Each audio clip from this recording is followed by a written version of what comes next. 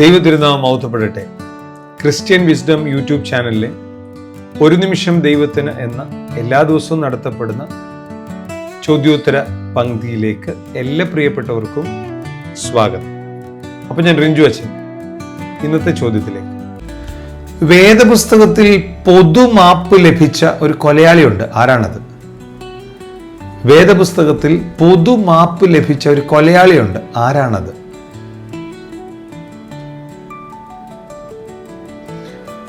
Who is the murderer in the Bible who received a general pardon?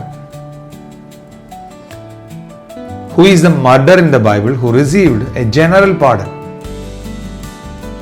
പൊതുമാപ്പ് ലഭിച്ച കൊലയാളി. ഉത്തരമറിയാവുന്നവർ comment ചെയ്യാം. Comment വായിക്കുമ്പോൾ നിങ്ങൾക്ക് ശരി ഉത്തരം പഠിക്കാൻ സാധിക്കും.